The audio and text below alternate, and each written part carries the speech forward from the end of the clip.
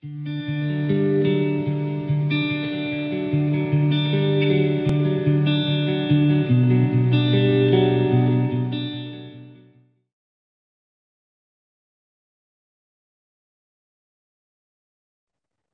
to the webinar, Gifts that the Neurodivergent Bring to Mindful Spaces with Danette Adams. And before we begin, I would like to remind you that this webinar is recorded and the recording will be sent to you within a week or so. Also, live transcripts are available if you would like to use them. And we would also, the way that today is going to go is Danette's going to present and then we're going to hold questions for the end. So feel free to write your questions down, or if you want to use the chat, you can use that where I'll get to them and read them in the order that they were received, or you can just raise your hand. So so Danette Adams is a mindful movement facilitator, yoga instructor, and resilience coach who has been exploring contemplative practices for over 3 decades. With a degree in theology, a professional floral design designation, a passion for poetry, and training in yoga and coaching, Danette recently retired from a long career as a high school guidance counselor. With continued love and life lessons from her partner and her son, who are both autistic, she now helps others to cultivate self-awareness, self-compassion, and nervous system regulation through a variety of accessible mindful practices. Danette writes about life as recovering perfectionist on her blog at DanetteAdams.com and connects with individuals and groups who want to explore practical mindfulness in nervous system care. Her most recent project is working with a nutritionist to help others discover the link between nutrition, gut health, and nervous system regulation. So, hi, Danette. Thank you for coming and joining us today. Thank you so much for having me. Yeah, I just want to pass it on to you now.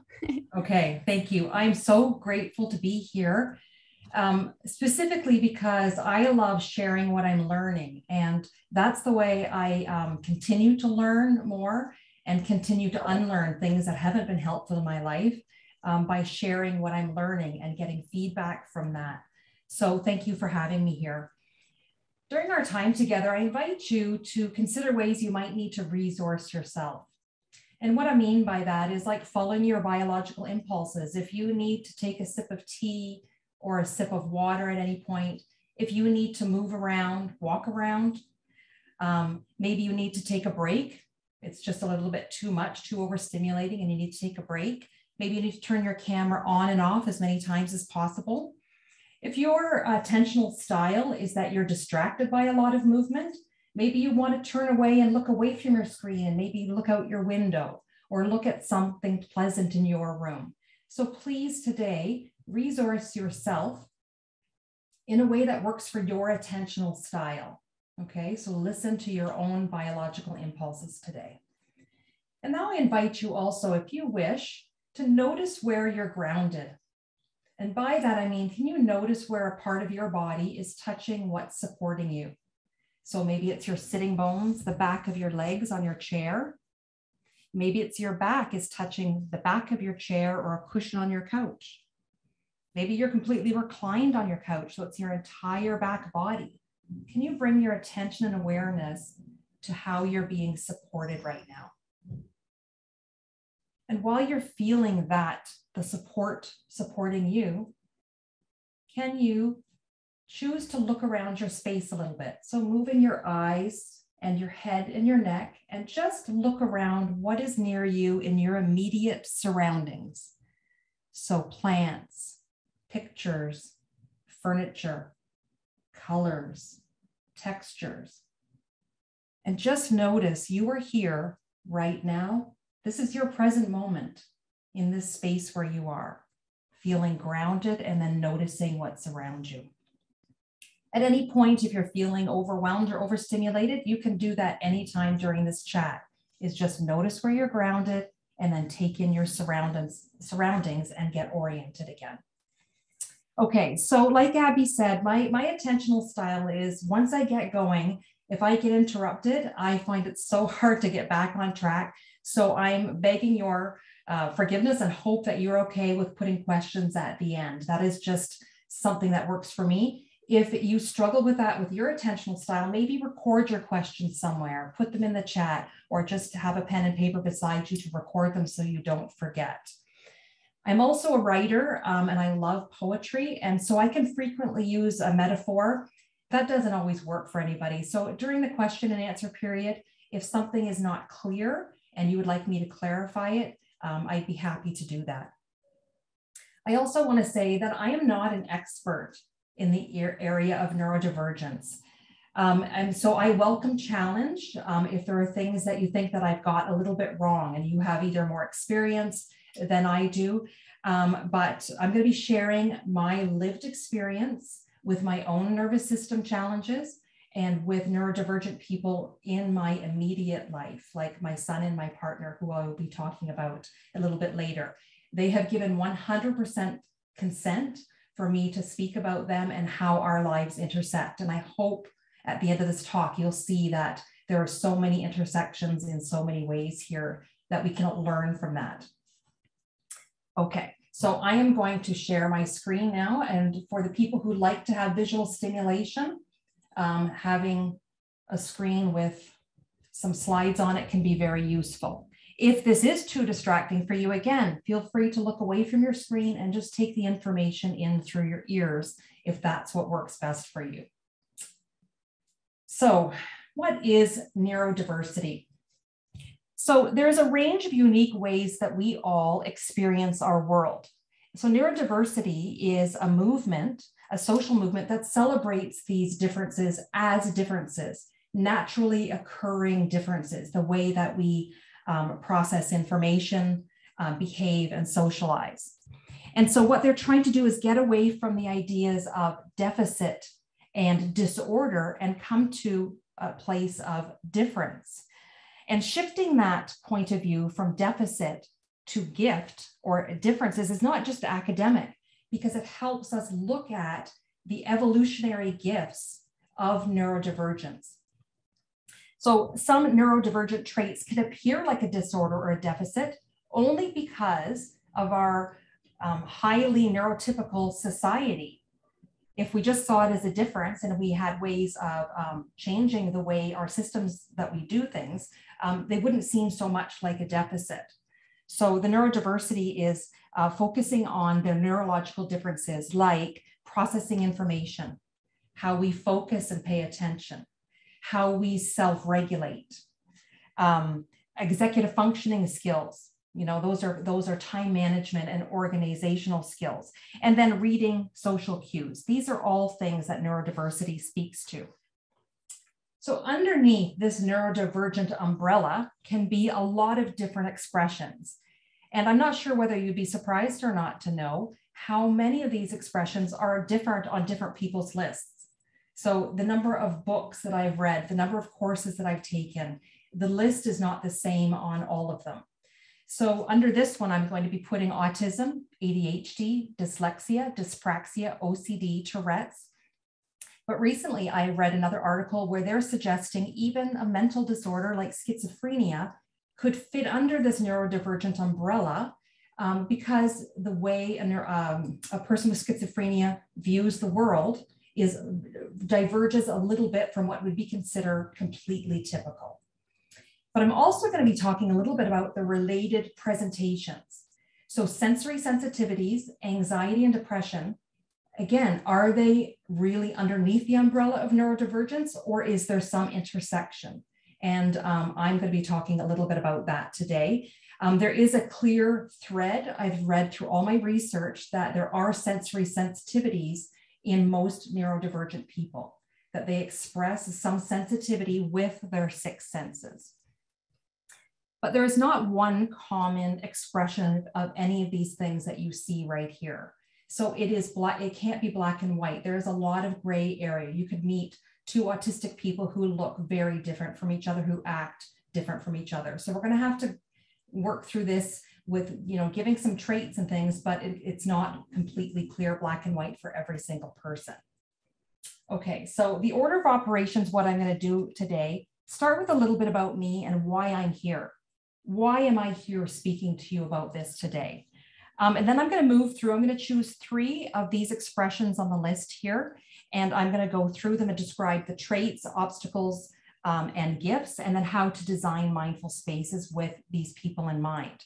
And then I'm not going to talk about one of the related presentations because it is my own experience, and that is the sensory sensitivities. I will be doing the same thing for that. To me, a mindful space is anywhere where there's sort of a relational component and some expectation for a certain type of attention. So that could be anywhere like a classroom in a school. It could be a yoga or a meditation class, therapist's office, intimate relationships or family relationships where there is, attention and back and forth, give and take. So any space like this where someone might become overwhelmed or overstimulated, or we'll find out later, maybe understimulated in some of these areas. So let's start with me. So this is me. And this is a quote from my very first report card that I have in my hand right here. And it literally says, Danette cries easily and refuses to go on when she's made a mistake. So that's very interesting that my perfectionism and self-regulation at 5 years old, maybe 6 years old, was very clear back then. But it was not just perfectionism and crying easily, sort of this emotional sensitivity. I was also extremely easily startled. Like I have a hair trigger startle response. I have sensitivities to light and sound. Crowds is a big one. Feeling rushed. So anytime in school or where somebody's saying, hurry up, hurry up, hurry up, my nervous system just goes into overdrive. I have very pronounced skin sensitivities and touch sensitivities. There are certain fabrics and things that I can't touch, or they actually make me feel nauseous. I also thought I had a significant amount of anxiety. So constantly in fight or flight until I couldn't handle it anymore, and then collapse into freeze. And I'd like to say that this was past Danette, but unfortunately this is not. Danette still cries easily, not so much when I make a mistake anymore, but the tears are often very close to the top. I used to think growing up, as I went through many years of talk therapy, that it was some childhood trauma that caused my sensitivity. And now I know that having stored survival stress in my body definitely exacerbates, but having the two of those things together, born with this sensitivity and then trauma on top, has just made this a bigger issue for me.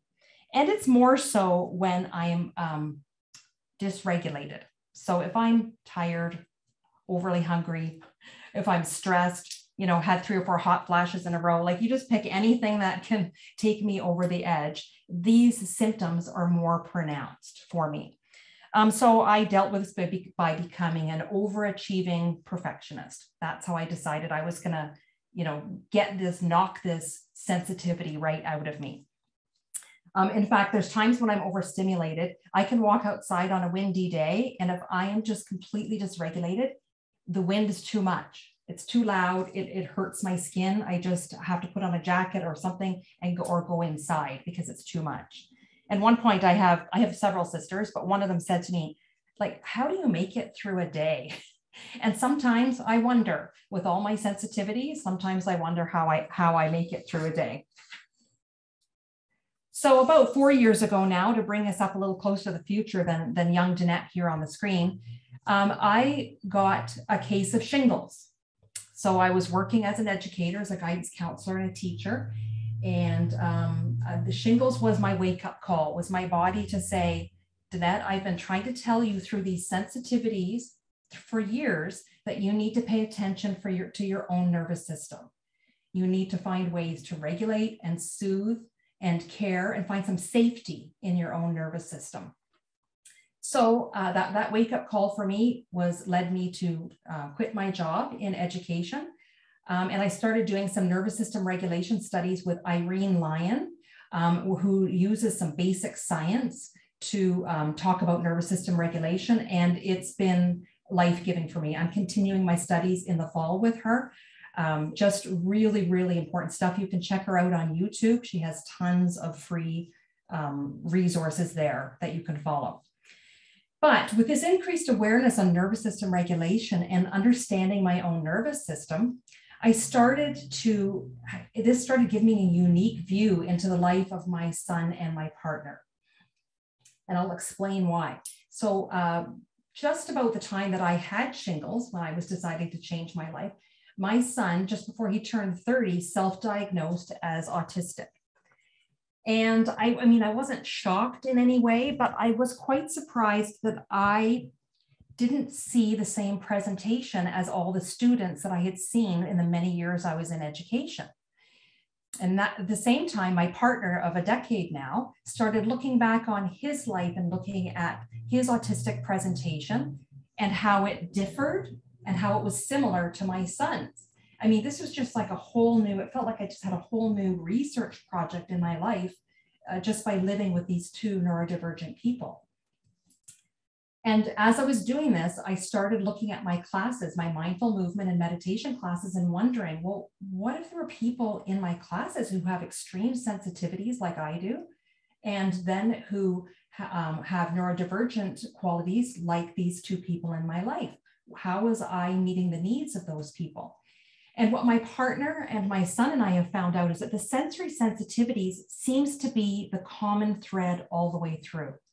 It's a common language for us. It's something we all share. It's a language we understand. If one of us says, you know, I've got to put my wall up boundary here, this is too much, I'm overstimulated, I need a break, we understand that completely. There's no pushback because we understand it. And then this is when the lights went on.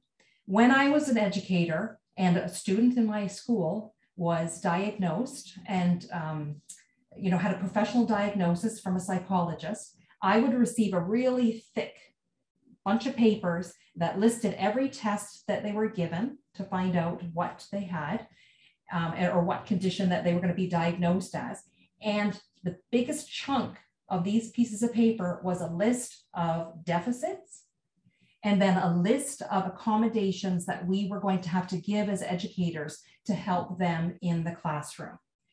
And that's when the light went on for me. That's why the presentation of my son and my partner looked different, was because I was not given this list of deficits.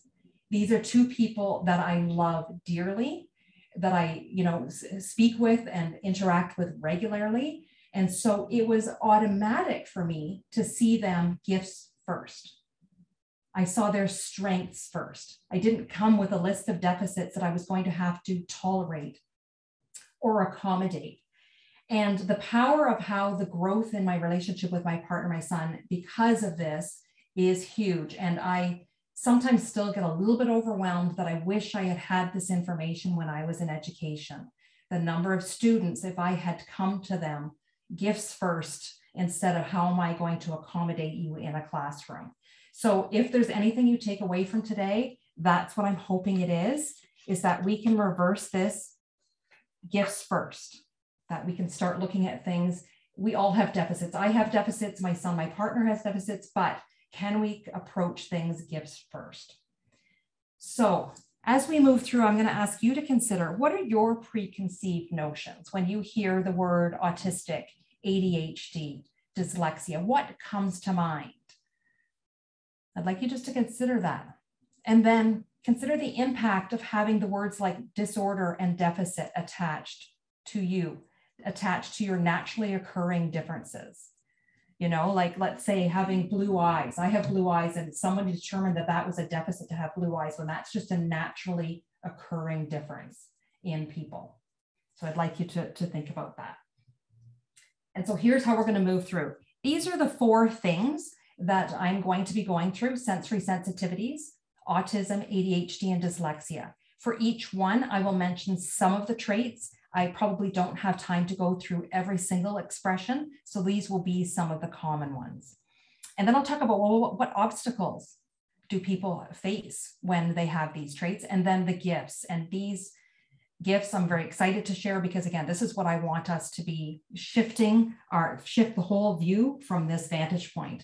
And then tips for mindful spaces for people with these expressions. Okay, the first one is sensory sensitivities. And this one is definitely mine.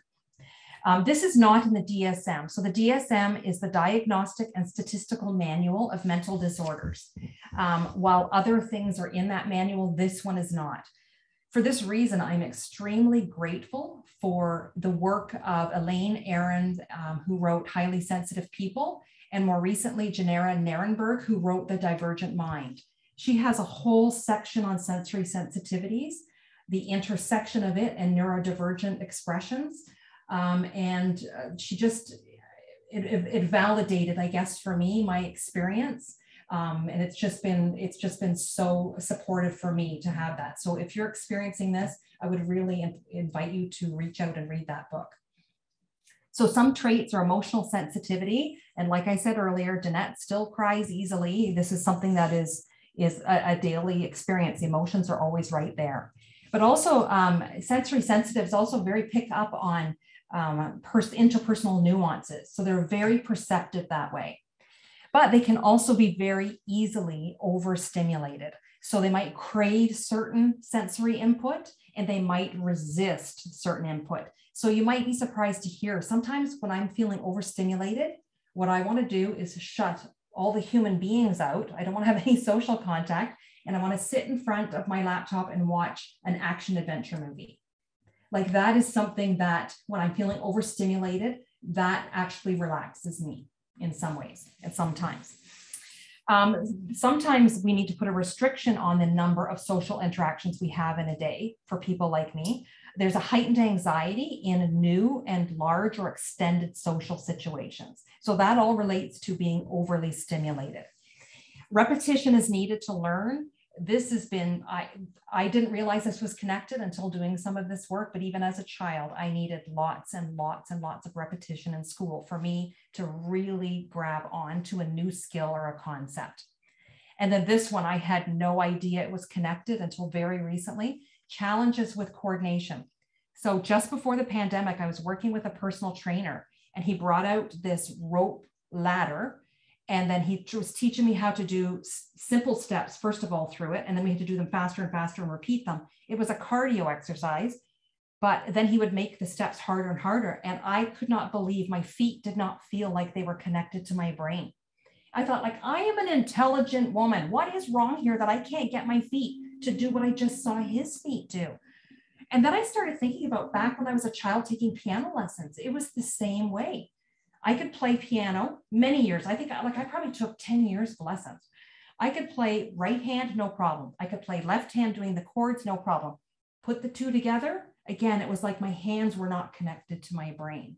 So challenges with coordination is something that is, connected with us. And autism research has been so helpful in bringing up these sensory sensitivities, because like I said, this is a thread that goes through many neurodivergent presentations. So you can imagine looking at this list now, what some of the obstacles in society might be if somebody is extremely sensitive with their senses and sensations. There seems to be one obstacle for me is an expectation, sort of this extroverted expectation that everyone should be involved and everyone should be actively involved in everything that's going on. So there seems to be some sort of a stigma around not participating. So imagine a sensory sensitive child in a classroom who every year on the report card says needs to put their hand up more in class, needs to engage more in classroom discussions. Well, what if they're just overwhelmed? Like, what if they're not ready to do that? What if they just need to stop the stimulation? Same with workplace socials. There was a lot of stigma, me not wanting to join in workplace socials where I worked before. People are wanting you to be there. They're disappointed if you can't come and that kind of thing. It's almost like there's some stigma around solitude or silence or stillness, people who need that. It seems to be greeted with some sort of suspicion.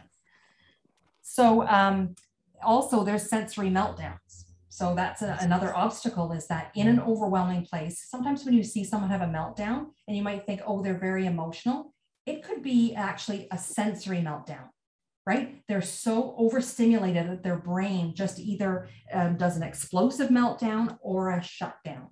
So when you need to notice somebody really struggling, they may have an emotional issue, but it could very well be just too much sensory stimulation. Okay, so let's look at the gifts of these folks. So with rich sensory awareness, sometimes can be overstimulating, but it also, when the nervous system is regulated, can be rich and beautiful. So sensory sensitives can very often, when they're not overwhelmed, see details that others miss, colors, textures, you know, certain fragrances, music, rhythm. You know, there can be a real beauty in this. Also, they're very emotionally aware. With the emotions being right at the surface, that means they're very aware of what's going on, their own emotions and the emotions of other people. And because they're very empathetic, they do notice when people are really struggling, leads many sensitive people to go in the helping professions because they want to relieve some of the suffering that they know all too well themselves. And their creativity can lead a lot of them to head into music and the arts. And they're also very nuanced, like reading subtle changes and nuances in social situations. They can read them very clearly. So what would it look like with these struggles and with these gifts? What would it look like in a mindful space for sensory sensitives? So I would allow for options for soothing. So if someone who is easily overwhelmed, easily stimulated, invited them to express soothing options, whether that's in a semi-public or a public place. So, you know, I'm thinking about whether it's in a yoga class where other people are doing one thing and they might want to do, everyone's sitting still, let's say in meditation, and this person wants to rock, which is one of my personal favorites. Gentle moving back and forth is so soothing for my nervous system. Maybe they want to take a break. Like during one of these, you might say, this is just a little overwhelming. I'm just going to sit over here and take a break and I'll watch the recording after. Allow for those soothing options. I have certain things that I do. I have tactile things that I use, stimming, and we'll talk about that later when we get to autism, that are very soothing for me and relaxing. Sometimes I also use vagal massage. So vagal massage, you can do some research on this. I don't have time to go in deep, but the vagal nerve comes from the brainstem around the side of the head, the ears, down the neck and the throat, and then goes into all of the organs. And so sometimes when you massage, like my favorite is ears. When I massage my ears, then I am inviting my parasympathetic, my rest and digest nervous system to come online. And I was doing it just before I got online here, and I must have yawned 4 or 5 times when I did it. And I go, oh, there it is. There's my gentle rest and digest nervous system coming online just with some gentle massage. So if you do go online and look up vagal massage or vagal stimulation, find somebody who has a little bit of a science background. It's not a biohack. It literally is working with your nervous system to calm. Also, next one, ask about their sensitivities. Get to know what sensitivities. Is it temperature? You know, is the space in here, if I'm in a therapist's office and it's too cold, you know, how relaxed am I going to get if that's one of my triggers? You know, maybe they have a shawl that I can put on. Maybe it's sound or scent. You know, like the yoga studio I work with has a clear scent policy because we have members who have extreme scent sensitivities. And invite, don't push. Invite participation, but don't demand it. The demanding, nobody likes that. I don't know anybody who likes to be demanded to participate in a certain way.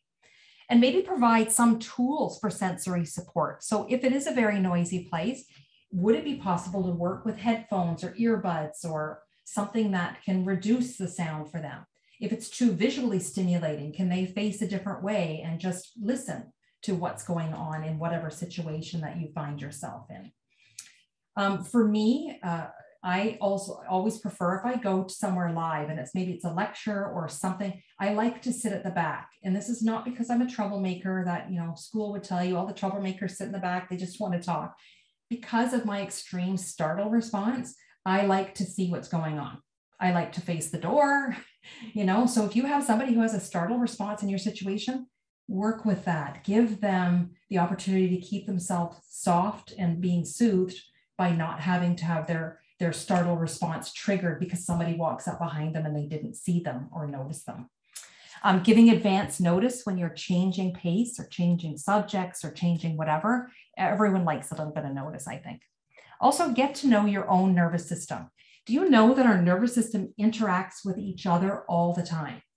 You know, so we're interacting with each other right now. When you're standing in front of somebody, our nervous systems are interacting. So get to know what's going on with your own nervous system so you can notice the sensitivities and naturally occurring differences in other people that you're with. Okay, so that's sensory sensitives, and now we're going to move on to autism. So autistics have high perceptual processing skills, and this means they're acutely aware of their sensory stimuli. So, you know, like if you hear something, an autistic person probably heard it before you. They're acute for their hearing, light, touch, smells, and tastes. And that's what helps them see details. So like we're going to get to this later, but that's a gift to be able to see details in such a clean and precise way. They're also very systematic. So that they deal with a lot of non-human systems, and they often go into work that helps them, or sorry, they often go into work that this systematic gift helps them. So like math, computers, maybe engineering, even in music. And, you know, there's often this sort of stigma around, well, autistics are so systematic, but they're not empathetic. And I'm actually going to challenge this as we get later into gifts, that they do have empathy, but it just expresses itself differently. And we'll talk about that. But why are we focusing on what they're not excellent at instead of saying, like, being systematic is an exceptional gift? And it's an exceptional gift moving forward with society. So another area is areas of interest or fascination. So what I think I would love for you to take away from this, though, is that this area is not just a hobby. It's not a distraction. Like I have hobbies and distractions, but this for autistics is who they are. It is so connected to who they are as human beings. So I would love for us to become more interested in their areas of interest, as opposed to just saying, well, yeah, I have hobbies too, whatever. I don't want to talk about it anymore. I don't want to hear about it anymore. No, like this is part of who they are. The next one, mind blindness. This is different in a lot of people. So this could be traditionally known as challenges with reading social cues, but it also could be more than that. So if you struggle to read a facial expression of somebody, then you're going to have to do some guesswork, right? I'm going to guess their intentions, guess their motivations, and just guessing, what does that facial expression mean? But it could also appear a little bit different. So my partner's mind blindness is different in the fact that, yes, he does struggle to read my facial expression, but he also struggles when I show him a picture of somebody in my family. So I'll pull up my Facebook and show a picture of one of the kids in my family, a grandchild or a niece or a nephew, and he'll literally say, which one is that? You know, and they could be like 5 or 6 years difference apart. Like it should be pretty clear who it is, right? But his brain, the way it processes things, if a person's hairstyle changed or they drastically change what they're wearing, they look like a different person to him, right? So imagine the challenges that poses. Or also when he is away from somebody for a very long time, he struggles to bring that person's image into his head. He can't remember what they look like. So he kind of thinks like it's out of sight, out of mind. Well, that could be a struggle for long distance relationships or that kind of thing, right? So this is a definite challenge for some people. But autistics have an above average intelligence. And this was in all the research. This was, you know, strong problem solving skills, great language skills, but challenges with emotional perception. And there is a word for this, and I'm going to see if I can remember it, alexithymia. I think that's what it is, where I read somebody put, I used to think emotions were made up things like astrology. An autistic person said, like, I just thought emotions were made up, that people were making up things when they talked about emotions, that it doesn't seem like a real thing. There's also 2 other just small characteristics I don't have on the list here, but I want to share. One my son has, and it's called aphantasia. So my son has an inability to visualize with his mind's eye. So I could say the word cat. He knows what a cat is. He has 2 cats. He loves cats, but he can't force himself to bring a picture of a cat in his mind's eye. So imagine that struggle, say, in a meditation class where I want to do a guided meditation and I say, imagine Imagine you're in this, beautiful vista and you're looking out over this. That's not going to work for people with aphantasia, being able to create a series of visualizations in their mind.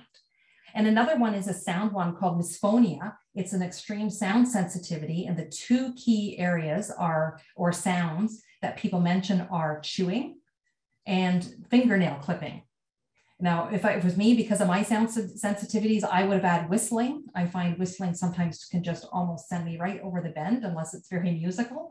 But those are, some people have those extreme sound sensitivities. Yeah. So what kind of obstacles can you see that this presents for people in the world? Masking is a key one. There's this odd thing called normal. I don't exactly know what that is, but masking, often we do it. I try to hide my sensitivities to appear normal. Autistics can mask to try and appear normal and hide these naturally occurring differences. The obstacles I find too in the media stereotypes are not always helpful. I feel like they're very deficit first, or maybe even mocking in a mocking way, and I don't find them often that very helpful.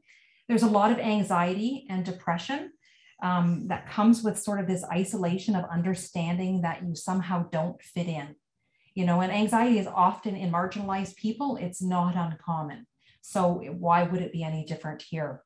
I do remember my son also saying he often felt left out at big family events because he knew there were hidden meanings in conversations, and he just didn't know what the joke was. And yet he's, again, highly intelligent student and person, but there just felt like he was always missing the joke. He was missing what was going on. And another obstacle I just found out and did not realize that the rates of unemployment are higher in autistic folks. And it's because of the high value put on social competency. It's, the social competency is given higher value than the systematic thinking or than the higher level of intelligence. So imagine just the job interview is the first hurdle, right? And how many autistic folks would be so incredible in a job if that, those who are doing the interviewing understood their gifts and their traits first, as opposed to their deficits. So what are some of those gifts? Okay, self-stimulation. You might be surprised to see this as a gift, but to me, with my sensory sensitivities, stimming has been incredible, a gift for me that I have learned from autistic folks and from my research around neurodivergence. So stimming, for short, is a way to self-soothe. So it's stereotypically been sort of seen as negative and like, stop moving, just sit still. Like, why are you rocking back and forth or flapping your hands and that kind of thing? But the gift is that autistics understand that their nervous system needs to be cared for. It needs to be softened and soothed, and there needs to be some safety that we can find in it. And stimming can do that. Like, it has been an actual gift for me. I now have my own weighted blanket that my mom made for me. Thank you, Mom, for making that weighted blanket for me. Like I said, I have tactile stims that I use, fabric that I wrap around. I have soft rocks, gems that I use, and I hold it and squeeze it and move while I'm working or when I'm feeling particularly stressed. There are so many things that we can use to stim, and it's all grateful. I'm so grateful to autistic folks who have taught me this. The second area is this focus and attention. So their ability to have an area of interest, pardon me, I'm going to follow my own advice and resource myself with a glass of water.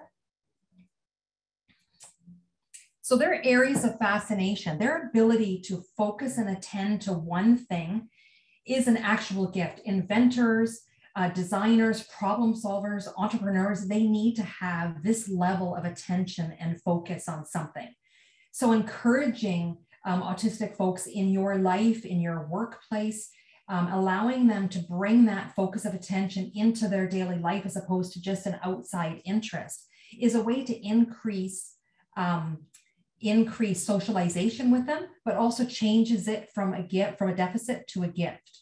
So invite that in. And I remember a student in one of my very early years on as an educator stood up at a school assembly. She was autistic, and she said, you know what one of my gifts is? And she said, it's focus and attention to the entire student body. she said, she was in grade 12, and she said, to all you other grade 12 students out there, when we're in a work period in the library, you are talking to your friends, you're eating, you're playing video games, you're on your phone, you're doing anything but getting down to work, because maybe it's too overstimulating for you or whatever. But she said, despite all the noise you're making in this library that's supposed to be quiet, I can sit and focus and get my work done. And then I go home and get to do whatever I want to do. You have to go home and do your homework. So you spent that whole time chatting and socializing. So she said, you might see it as a deficit that I can't or don't want to socialize that whole period. I want to do my work, but look at the gift that it is for me that I can go home. And I just thought that was very powerful for me to hear a student speak to that. Being principled and very direct. And again, speaking back to my students who were a gift in learning, the beginning of learning about this for me, I used to have a student who told me every time I looked tired, oh, you look old and tired today.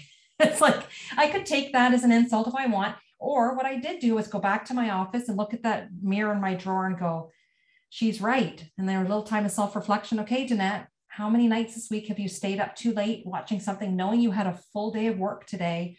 What kind of self-care aren't you doing? So that directness, that principled and just saying what really is actually a gift.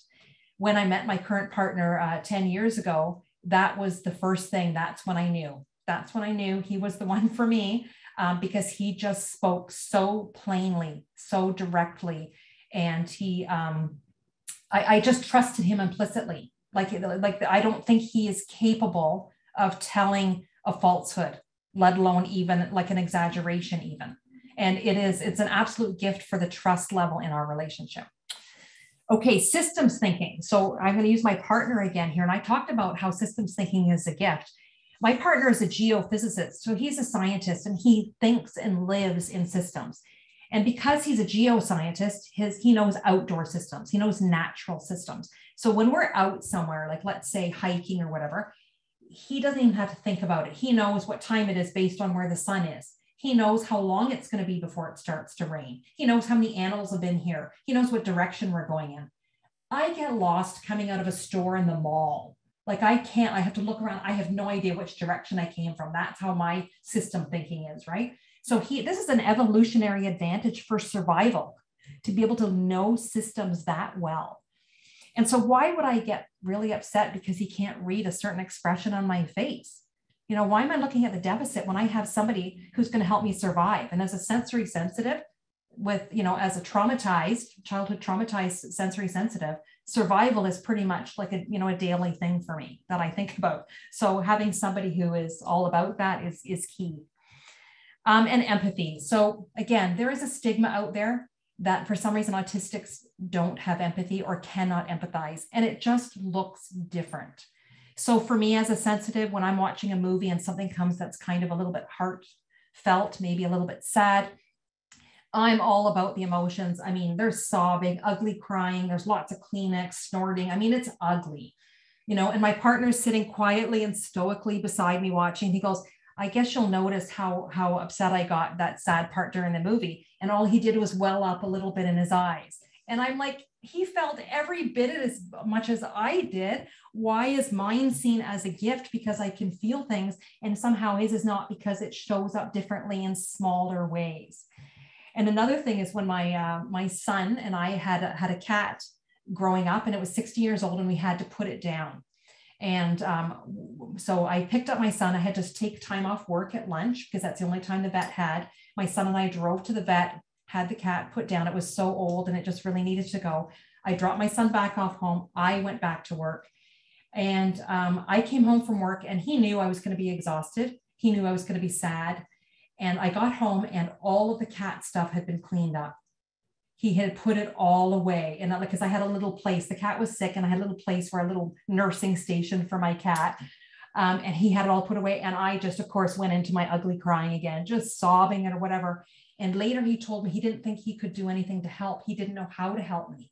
He felt like he didn't know how to express his own emotions or help mine. But I told him that was the most empathetic thing I think anyone has ever done for me. It was an absolute gift to me that his expression of empathy was different than mine. but oh man, was it ever empathetic. And it was heartfelt for me. Yeah. So how can we support and make our mindful spaces more thoughtful for autistics? Again, don't just, what's the word I'm looking at? Tolerate stimming, encourage it, encourage stimming, provide options, ask them about their stimming. Like, is it a fidget toy? What is it? What works for you? And learn about it. Like, find out how you can learn about stimming. And also encourage tangents if it's possible. I mean, every situation might not work, but research has shown that if you encourage autistics to talk about their area of strength and their area of fascination, it actually increases their self-confidence and their communication skills. You know, like you're reaching in and making a connection with a human being by doing this, something that they feel is connected to their whole life. Also, again, invite participation, don't push. I don't think anyone likes to be pushed. Providing tools is, again, the same as before. Provide tools for sensory support. You know, like allowing an autistic participant and say, so what is overwhelming here? Is there something that I can provide for you? And then say, I'd love if you could self-advocate. Like, you know, ask me, let me know what you need. Let's have this conversation together. And then sometimes visual reminders is another sensory support. If an autistic person or any person has sensory sensitivities and maybe they've got headphones on and they just need to reduce the amount of stimulation, then maybe have a visual reminder of things that you're going to be doing together today in whatever situation that's in. So they don't have to hear, see, feel, you know, we're figuring out the social, trying to read hidden messages and all that. Advanced notice for changes, you know, flipping from one task to another. Everybody likes a little bit of a notice, and autistics are no different in this. And then providing options for the direct socialization. So, you know, perhaps there's a way you can walk and talk. Let's say you have a meeting with them, and instead of sitting face to face across a desk, why not go for a walk and have the conversation side by side? Okay, let's move on now to ADHD. So ADHD, I'm going to take a little sip here. People with ADHD have like an actual hunger for stimulation. So it's the opposite of what many people believe. They believe that they're overstimulated. It's that they actually can be understimulated. So it's a matter of brain chemistry. So a lower level of dopamine impacts the nerve impulses to the brain. So paradoxically, all the activity and all the stimulation is actually calming for them. So telling someone with ADHD to sit still is not helpful. The activity, the movement, the stimming, whatever it is actually calming for their nervous system. Now they can become, like anybody else, can become overstimulated. So really they work really hard at balancing the level of stimulation in their life. And the areas of their brain, the physical areas of the brain that manage things like impulse control, executive functioning, like that time management, focus, problem solving, and emotional regulation, it is physically smaller than average. So when we tell, you know, an ADHD person, like, just to stop, like, this is a naturally occurring difference. This is something that happens naturally. And like I said, they do have challenges with executive functioning. And so there are ways that that might become an obstacle, but also could be ways that we could support. And many ADHD people are considered late bloomers because their unique brain makeup shows that it grows and matures about 3 years behind their peers. So they may not appear late bloomers later in life, but maybe as children and going through school and high school, they may appear to be less mature. And that's really brain makeup, like a naturally occurring difference in their brain, right? It's not them just trying to act up or whatever. I think if anyone in this call today has been in a classroom anywhere, they will know what some of the obstacles are for students with ADHD. There is a value in our society of one type of attention. That's sit still, be quiet, and listen to what I'm saying. You know, you think about that in a workplace. It's not even in a classroom. You're in a workplace meeting, someone's giving a presentation, and you just have to sit and listen. There's no invitation to move, to get up and go to the washroom, follow your biological impulses. It's just sit still because I said so, kind of thing. And there is a stigma for movement. There seems to be a stigma for someone who just wants to move around all the time and needs that stimulation. There seems to be, well, what's wrong with you that you have to keep moving all the time? And late bloomers can be seen as slow or not competent, which we're going to get to in a minute is absolutely not true. And then ADHD folks, unfortunately, are faced with frustration from a lot of people. And this is a little bit heartbreaking for me to tell, so I'll try and do it without getting too emotional. But I had a parent once of an ADHD child who was a genuinely interesting person, but really, really struggled with the hyperactivity part of it. The frustration from teachers and from parents was palpable. And in a conversation with a parent, I suggested it was time for a tutor. Because of the attentional style of the student, much information was missed in a classroom setting because the setting was sit down, shut up, be quiet, and listen to me, right? That's the only reason he was unable to gather all the information. So I said, it's time for a tutor. A tutor will help fill in some of these gaps. And the mom said, I'm not sure if he needs a tutor or a 2x4. And my heart just broke in that moment. I knew the mom was frustrated, but this child was, again, a naturally occurring difference in his brain and was just doing the best that he could. So this is an obstacle in our society today. Also, I know somebody who listens to podcasts at double speed because life just moves too slow for them. An ADHD person, life just moves too slow. So I'm hoping someone who's watching the recording after, I don't know if you can make this go faster. I generally talk too fast, but if life goes too slow, that may be a sign that there is a naturally occurring difference in brain function. Okay, so gifts of these amazing folks. Believe it or not, ADHD folks are actually gifted at attention. So this was a huge light for me. I had no idea because they're gifted at two types of attention. They're gifted at roaming attention. And this is what ADHD students in class, like, quit looking around, just look at the board or look at your book or whatever. So they have roaming attention and homing attention, right? Like one spot attention and roaming attention. So they can actually excel at both types of attention. They just don't excel at being told, this is the type of attention you need to use right now. You know, you need just to listen to me. Interpersonally, they're very, very strong. Like their social skills are quite off the charts, which makes them, very actually fun people to have a relationship with. And they have this energy level. As a sensory sensitive who gets overwhelmed a lot, like I sometimes just go into this collapse mode, like I'm so tired, I'm just exhausted. And they have this energy level that I just love. 8 to 10% of professional athletes are ADHD. Right? So imagine that interpersonal skills, the energy level, and the ability to use those two types of attention whenever it's at their fingertips. That's why they're so exceptional athletics. You have to be able to know what's going on the other side of the court or the field and what your teammates are doing. I mean, it's just a real gift. They also have this keen, curious nature. So remember before I was talking about late bloomers. So Einstein was considered a late bloomer. So let's sit with that for a moment. Let's talk about people who are mocking people who seem to be slower, not as competent because they're a late bloomer.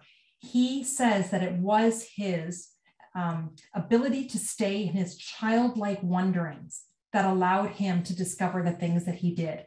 He didn't get the curiosity schooled out of him. Instead of you get to school and you're told, it doesn't matter what you're wondering. You remember as a kid doing that? I wonder what this means. I wonder how this is connected with that. I wonder what's going on. We used to do this all the time, but you get to school and know you're told what to learn and this is what's going to be on the test and here's what you have to know for marks. Well, Einstein says my ability I was less mature than my peers, but it kept me in that childlike state to keep growing and learning new things. And also creativity. So, an artist might say that they have spontaneity or creativity. And yet that's the gift. And we turn around and say, well, they're hyperactive or they're impulsive, right? What just think about it as flexible thinking, playful, creative, flexible, energetic thinking. And that's the gift of ADHD folks. So what would the mindful spots look like for them? One is keep it stimulating. So this might be a challenge depending on what the mindful space where you're at. So I'm thinking about a yoga studio for me, because I do mindfulness classes and mindful movement classes at a yoga studio. And just imagine as an ADHD person that you go into a yoga studio and it is so sparsely decorated because they're trying to keep it calm for everybody. They don't want it to be too stimulating for people who get easily overwhelmed. And it's nothing on the walls and just one plant in the corner.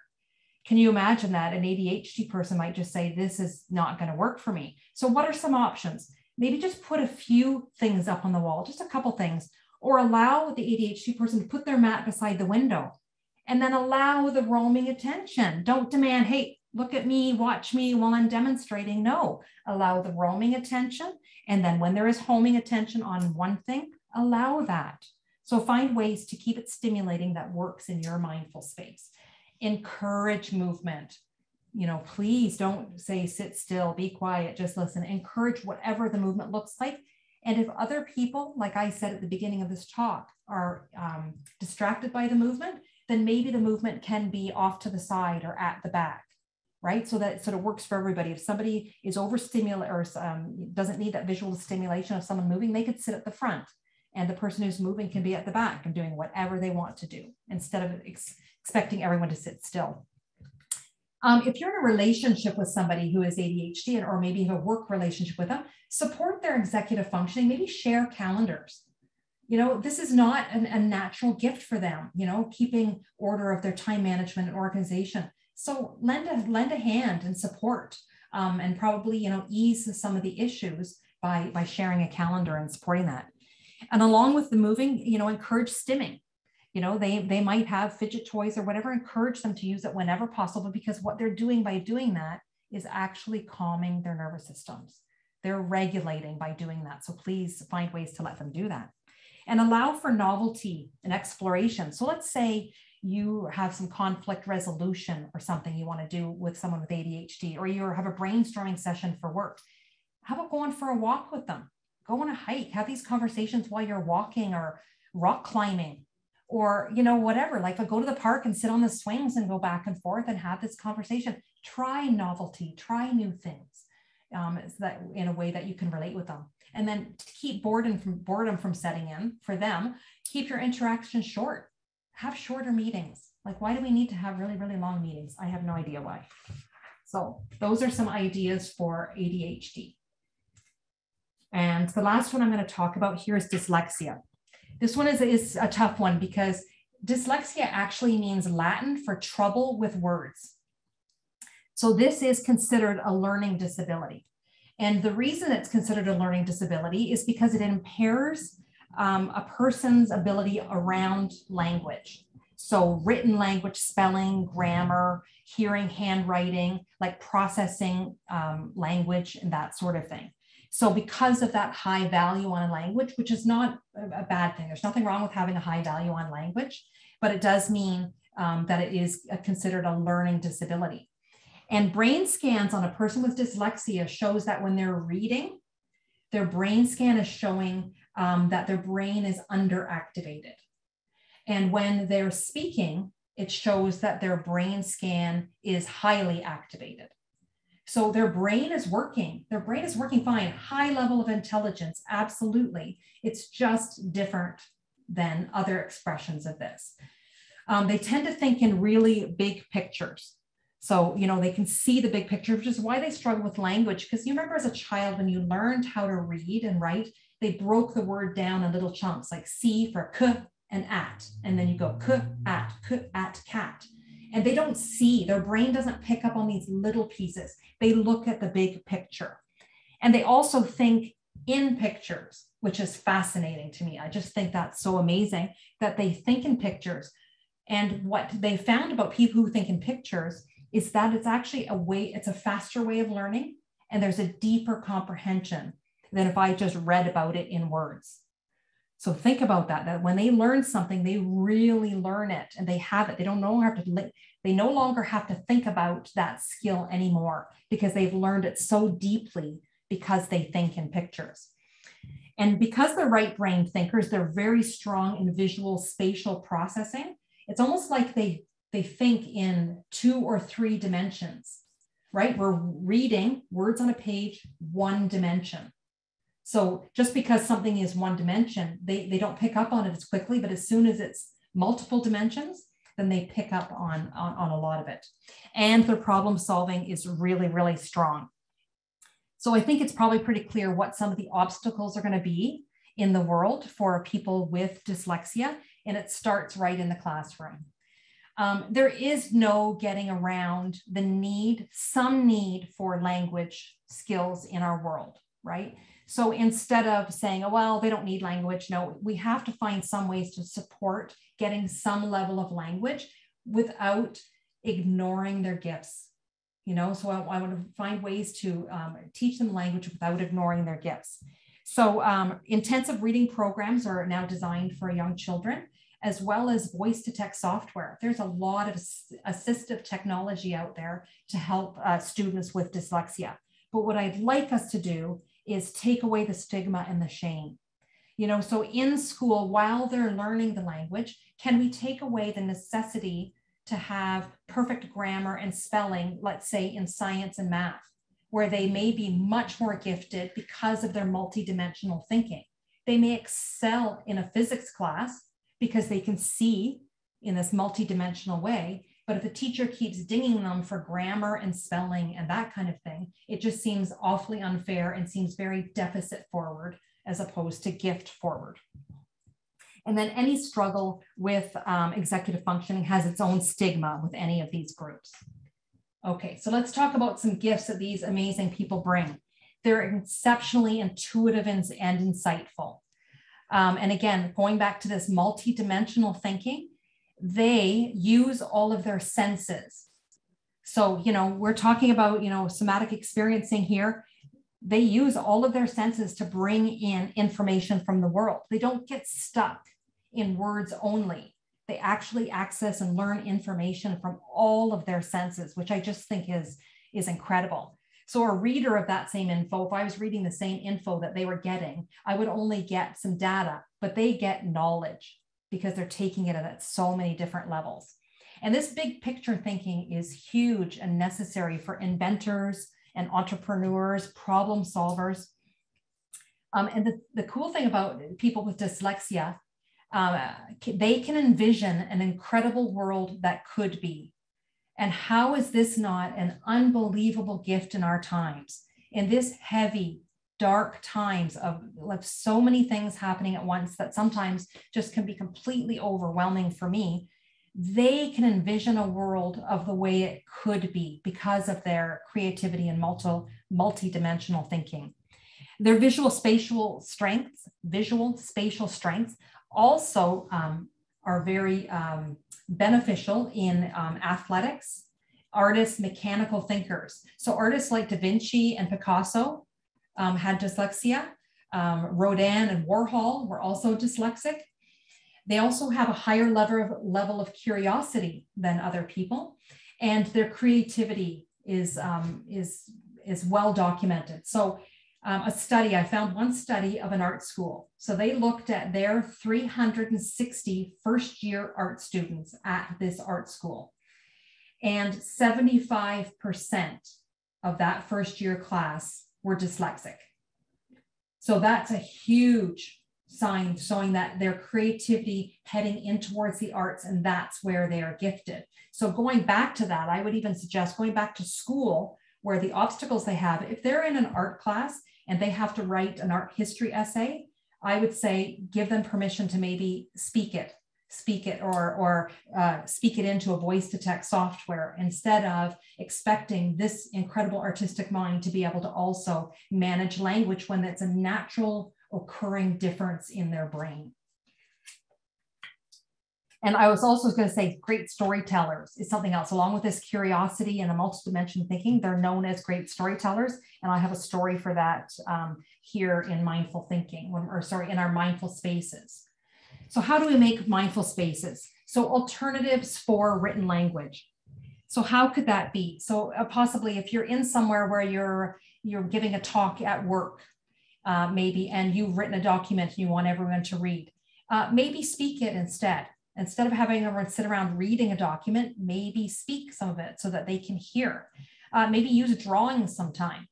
If you have in your space directional signage or instructional signage on your walls, can you use color codes and symbols and use a little bit less language possible? Giving them options for their focus of interest. So giving them options to focus on their areas of interest. So engaging anyone in their areas of interest, automatically they have more invested in the situation, right? When there's something that they are interested in. So give them a chance to do that. And encourage creative communication. So I mentioned storytelling, and I was surprised to find how many authors are dyslexic. So, I mean, this is their bread and butter, is language. Two that come to mind, John Irving and Agatha Christie, right? So very interesting. So using other kinds of creative communication. Let's say you're doing a workplace training, like I talked about earlier about the art class. If you have a workplace training and you have a dyslexic person who's going to struggle with a final written assessment of the training, again, get them to speak it. Get them to just tell you what they know, because they know, they're highly intelligent. They absolutely know, but just getting them to write it and then, you know, having grammar and things like that is not necessarily helpful for them. Next, providing mentorship for dyslexics. So the example I'm going to use is Stephen J. Cannell. And I'm not sure whether you've heard of him or not, but he was a novelist, but he also wrote TV shows. So back in the 80s, I'm dating myself a little bit. Back in the 80s, he wrote the A-Team and Commish. So when he was in his post-secondary, I'm in Canada and we call it a post-secondary here, college or university. And he had a language course that he was taking and he wasn't passing it. He was dyslexic and he was not passing it.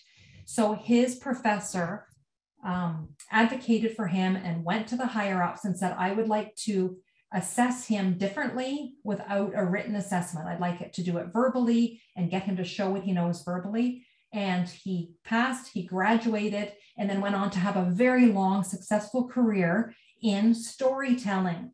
But can you imagine if it was only deficits first for the rest of his life, instead of a mentor who came along and saw gifts first and said, I'm going to help you do this because you have a gift of storytelling. Also, use of assistive technologies, if you have access to that, would be very helpful, or possibly reducing the amount of reading. But if you have a dyslexic in your space who needs to read something, maybe even just highlight the smaller portions instead of giving a whole book to read. What about just some sentences or paragraphs that are the most crucial to what your task is at hand? And even texting, I would encourage texting. Texting already has alternative spellings and emojis that are symbols. So text, instead of long emails of conversations, quick text would support that, would support dyslexics in your space. And then having conversations, like asking them what would support your participation in here, what options would be helpful for you. I think that's the best for all of these is, you know, speaking to people, get to know them, get to know their nervous systems and the way that they think and feel. Okay, so I'm just going to end off here with a couple wellness tips for all of us. Number one is study your own neural makeup. Like I said, our nervous systems interact with each other. You're going to learn more about other people when you know your own stress triggers, your own style of attention, your own level of stimulation that you need. Knowing yours is going to help you interact with other people. And then design your life that supports your neurotype. You know, that'll help you support yours, and it'll help you to be respectful of how other people design their life to support their own neurotype. And then create your own HR network. You know, find your people, the people who are interested about your areas of interest, who understand you gift first, not deficit first. People who can come with this with humor. We always need humor to get through these things together, and who support you no matter what. And then here's where titration comes in, you know, like start small, little drips by having little conversations with people, finding out about their own nervous systems and about their own neurotype. But whatever you do, please start. And prepare for your best bad day. We all have either explosive meltdowns or shutdowns. Everybody has them, so prepare for them. How can we work through it with the most respect for each other, with most setting our own boundaries, with caring for our own nervous systems? So prepare for the bad days. They're going to be there, but know that you can make it through with your people together as a team. And then watch for appropriation. And what I mean by appropriation is I've noticed in the past few years, and I'm guilty of it myself, so I'm not blaming other people. I know I have to keep learning and unlearning this, is appropriation, using terms from the neurodivergent world and using it in your own world. So, like saying, this world is so ADHD now, or I want to organize my closet, I'm so OCD. You know, that's not what OCD is not organizing things, right? Or saying, oh, after I've sworn 10 times in a row, like I had said 10 swear words in a row, you know, oh, I must have Tourette's, right? Taking those out of context and trying to use them is not necessarily helpful. So just sort of being aware of the times, the words we use and the meaning, and being willing to be challenged and say, oh, you're right, I shouldn't have said that. That was not appropriate. So as we move forward now into our question and answer time, I encourage you to greet yourself and others with a gift first point of view. Notice when you're doing deficit first with yourself. Notice your self-talk when you're noticing your deficits first. And I invite you to start looking at yourself to gift first, and your friends and family and coworkers and neighbors and other connections, looking at them gifts first. Okay, that was a lot of info packed into a lot of time. So if you need a minute to process, to get a few questions together, I'm going to turn it over now to Abby, maybe who can connect with those who have already got some questions ready. Yeah, thank you, Danette. That was amazing. And yeah, I just wanted to say, like, I know I want to be aware of everyone's time and respectful of that. This is going to be recorded, so if you want to stay for questions, we'll go over and get through all of them. But if you have to go, just want to say bye and thank you for coming. Okay, so the first one I see is, let's see, what are your thoughts about masking and autism?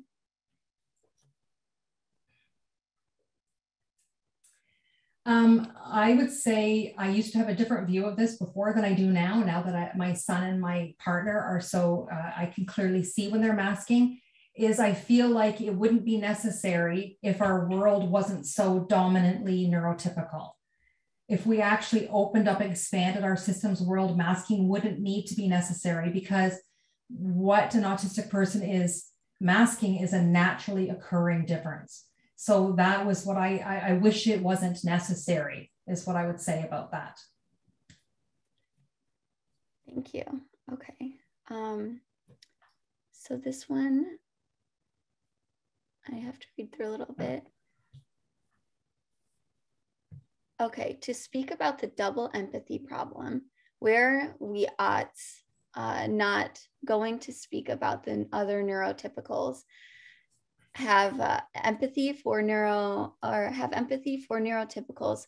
We know what is going on with them emotionally, but they do not have the ability or interest in extending empathy to us. I've learned this term from my neurodiverse therapist, Joel Schwartz. So let me see if that was a question or to yeah, I guess it's sort of the question of double empathy. Yeah. And this is a new area for me. This is something that I have just been aware of in the past few months. But I have noticed it actually that, so my partner and I have trouble reading each other. And so there are, and because autistics, anybody, all neurotypes have different presentations. So it's not just that an autistic person can't understand what I'm saying or doesn't understand my facial expression. I also struggle with them. My son and my partner, who are both autistic, sometimes have struggled reading each other, right? So there is this issue that it's not just one way, that because autistics are neuroatypical, that they are the cause of the problems in communication.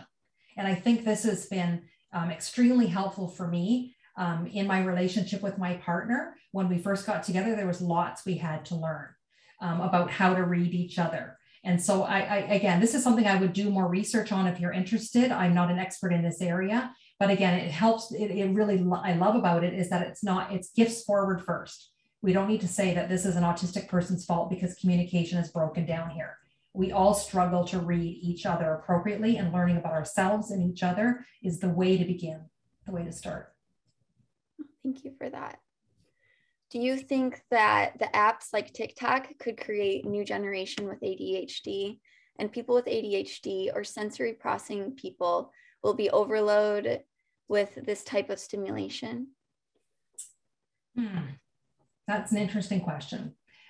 Because ADHD is a naturally occurring difference in the brain, it's literally a physical difference in the brain. They have to balance their level of stimulation, right? And like I said earlier, they can get overstimulated. So if they get overstimulated with TikTok, I doubt that's what they would get overstimulated, probably more with sensory things they might get overstimulated by. But an ADHD person needs lots of stimulation. So I knew somebody once who was ADHD in university taking a very, very tough course. He actually drank a lot more caffeine than the average person because he said he had to balance his level of stimulation. So the caffeine actually helped him keep him stimulated, right? And so sometimes an ADHD person can be watching TikTok, watching a movie on Netflix, and working on something on their desk, right? So they have to balance their own level of stimulation. I don't think really stimulating things are necessarily always what's going to overstimulate them, and they need to know where that is, where that line is for them. Any ideas on good toys for those with ADHD in a therapy setting? Oh, interesting. I think that's going to be based on each child. So maybe having a multiple things. So, the things that are gadget toys, fidgets that spin round and round, might be noise. I know I have a brand new grandbaby, and she loves touching textures. Like she just walks around the house and touching. We have texture books that she just loves touching all the time. So having different textures and then just trying them out. Maybe it's something that they can visually look at that moves. Maybe it's something that visually moves and spins and that kind of thing. Maybe it's sound.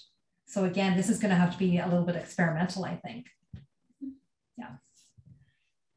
Do you think with autism, it would help to provide worksheets that break down time management, goal, and priorities?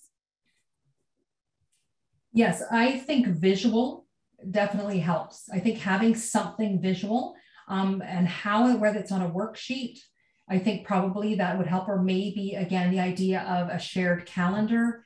I know we have a whiteboard in our house, and we have lists on the whiteboard about whose task it is and when it needs to get done. So it's always there. And when the task is done, it gets removed. So I think visual reminders of time management absolutely would help. Yeah. Okay, thank you. Do you know how to identify between Hsp and autism? Well, this is very different because not every Hsp is autistic and not every autistic is Hsp. Right. So I think if you want to have a firm diagnosis, it would be going through a professional assessment to find out what that is. I just know that there are some sensitivities.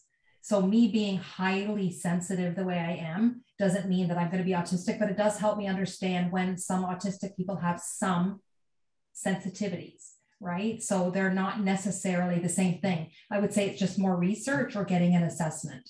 And reading The Divergent Mind that I mentioned earlier does have some connection between the sensitivities and autism. So there could be some work done there.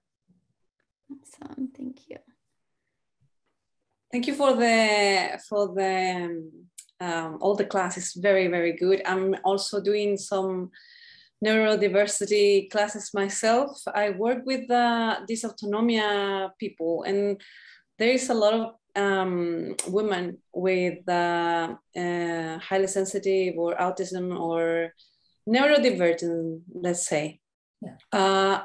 I think for me, it's been very important the last time. I'm a physiotherapist and I also do complementary medicine to link neurodivergence. Sorry, my English is not that good, but with trauma. A lot of my clients, I'm not sure if there is like a link because of the high empathy or people who is autism that doesn't know exactly at a very young age how to manage the social interaction, and if these neurodivergent people could be more like a target for being abused, because it's like a lot of my clients, they are experience different type of abuse. And for me, it's been very, I don't know, eye-opening to actually see that. And I don't know if you have any research on that, or have you studied about that? That will be very useful for me. Thank you. Right. I think this is ongoing research. I think I mentioned earlier that this sensory sensitivity stuff is coming out of autism research. So I felt like, you know, I read Elaine Aron's Hsp many, many years ago, and just recently read The Divergent Mind that is bringing these two things together. But that's why I think places like this, SEI, are so important, and somatic experiencing and body work, to sort of delve into those issues. I'm not sure they're going to be so easily teased apart about what is trauma and what is emotional sensitivity or sensory sensitivity and what is autism. I think I love conversations like this because it's the big picture thing we're looking at. I don't know whether or not we can always pull them apart, but doing the body work, you know, doing the nervous system regulation work, doing the support work like you were doing with your clients, I think is where we need to start. And as you're doing that, you may find something comes up. Okay, this definitely seems like it's more trauma-based. So we can do some trauma release work around this one thing while we're continuing to support nervous system regulation, support not getting overstimulated, support building a life around them that supports their neurotype all the time, so that when these things come up, they're done in a very slow, titrated, supportive way. So I really think that is such a complex, a huge issue, and needs to be done person by person basis. And with someone like you who is trauma informed, neurodivergent informed, and clearly very calm and caring. I think just continuing to do that work is the gift that you're giving. Yeah. Thank you. So we have two more questions. Again, I just want to be respectful of people's time. So we're going to take two more questions. And I saw that Gwen had one and Francine's hand is raised. So I'm going to get to Gwen because I saw your question come up first. And you wrote in the chat, could you speak about neuroplasticity? Yeah, could you? Yeah, sure. Okay, so neuroplasticity, for those who may be new to the term, is the ability for us to change. It used to be, I think that it used to be like by the time you were 5 years old, everything was pretty concrete, like, you know, your brain and everything was your temperament, your personality. And now we're learning it's much, much later, and that our brain can actually change as we age with continued work. And so I think this is really exciting and important, especially for maybe those people like Isabel was speaking to, who've experienced things in their past that were not helpful, whether that was trauma, that we can continue to grow and change. So I liken it to our brains and our systems are like an LP. This is really aging me, like an old record that used to be on a record player turntable where you put it in, and all the grooves in the LP, those grooves got deeper and deeper and deeper because we do the same thing. We think the same way. We read the same books, or we just don't change. And now I'm realizing, well, if I try this new way, eventually I'm going to make a new groove, a groove that is more helpful for me and the people around me. And I think that's what this whole journey into neurodivergence has helped me see, is that I'm seeing life in a whole new way now, and I'm making new grooves so that nothing is ever concrete forever. We have so much access to things that will help us change and grow. So, yeah. And I think, Francine, you had a question? Yes. Well, actually, and I want to say I really appreciate this. I myself am neurodivergent. I'm also a special ed teacher for the last 15 years. So it's really a really big push to get some of these methodologies and best practices to kind of trickle down into the system. And And so really appreciate it, if nothing else. But I do have a question. I know that as Isabel mentioned, being that trauma is probably the most common comorbidity, I never say the word right, with a lot of neurodivergence, to the point where a lot of people even consider itself, because of the way trauma changes your brain, it's being considered as maybe something we include into that neurodivergent category. So you mentioned a way, you know, to kind of be trauma informed in these practices. Is there anything very specific, especially for those who have maybe more complex PTSD? I know it's not fully recognized the way maybe we should be, but is there anything specifically we could do for those, because it can be so scattered and all those symptoms, you know, it almost sometimes feels like you have ADHD when maybe it's just trauma related. Like, how can we narrow that down and treat that kind of specifically? Right. That is a big, huge question. Thank you so much. And yay, educators. I love educators so much. Thank you for spending your life doing that. The challenge with this is, because it is so complex, is I think creating teams to support people. So having a professional who can help delineate parts that are trauma, and having the school staff, you know, the special ed staff supports what we're seeing at the school, the family. So it's creating a whole niche construction, I want to call it. If you read Thomas, and I'm going to put a PDF in the, when the recording goes onto the site, there'll be a PDF of resources. And one is Thomas Armstrong's book called The Power of Neurodiversity. And he talks about niche construction. And he talks about how animals have their housing, where they live and how they spend their day, suit their type, they suit their life, suit their nervous system, right? And so creating a space for a child like this to be completely surrounded by a team and a life that is going to support this research into what it is happening. It is, I think it's too complex for a conversation right now, but definitely having people who know all those pieces, and having even, you know, parents trauma informed. There could be training for parents, for all school people who are involved, because trauma awareness is so important.